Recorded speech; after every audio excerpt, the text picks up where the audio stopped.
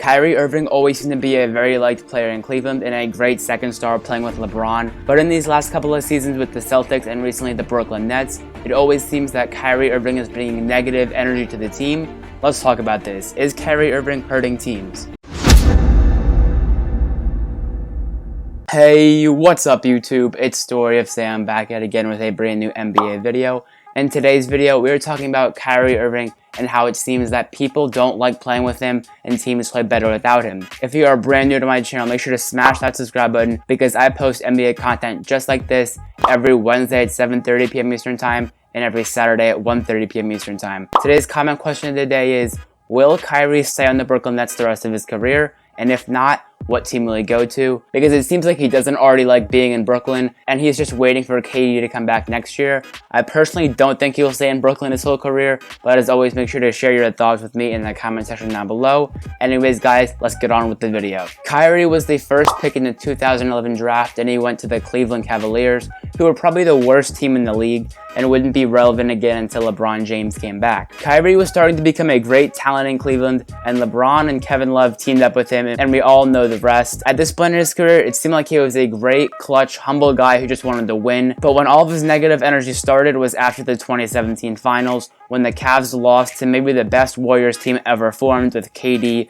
Draymond, Steph, and Clay. He demanded a trade and basically said, "Get me out of Cleveland, I don't want to play with LeBron anymore. I want to run a team on my own." Everyone at this point was like, oh wow, what did LeBron do? And talking about how LeBron was a bad teammate, but we all know that Kyrie was the problem after all. Kyrie Irving got traded to the Celtics for Isaiah Thomas and a bunch of other players like Jay Crowder and a couple of draft picks. So he finally got what he wanted, a team to himself. He ended up getting injured the 2018 season, but the Celtics still played really well, going to 7 games in the Eastern Conference Finals, but losing to LeBron's Cavaliers. This was when Terry Rozier was really going off and the Celtics fans and others were holding up signs like Kyrie who and we don't need Kyrie. I think this started a major turn for the worst, and he really started only caring about himself. He was often seen telling players what to do in a rude manner. When Kyrie finally came back in the 2019 season, they did not look the same at all on the court like they did the year prior without Kyrie. They didn't seem to have the same chemistry like they did without him, and he was one of the worst locker room players in the NBA by far. I'm pretty sure Brad Stevens talked about how much of a toxic environment it was with Kyrie being the center of the problem. They lost in the second round of the playoffs to the Milwaukee Bucks. They went from being a game away from making the NBA Finals to being a second round exit. Now that Kyrie has clearly ruined everything the Celtics had going for them,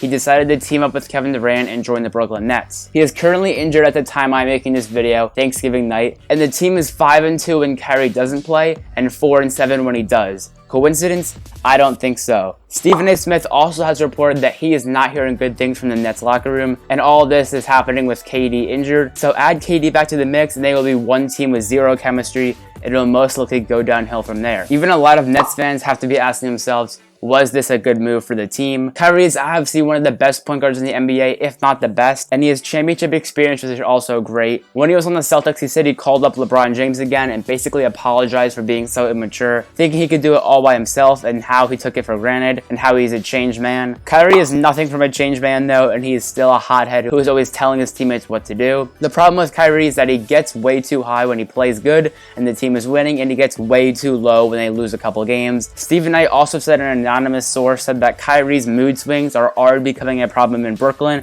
which is very bad, especially it is super early in the season when you have 60 plus more games to go. I really hope Kyrie can turn it around though, because he has potential to be one of the greats, and I honestly really want him to succeed, and he showed that in the 2016 NBA Finals when he hit that clutch 3 in the 4th to break the tie.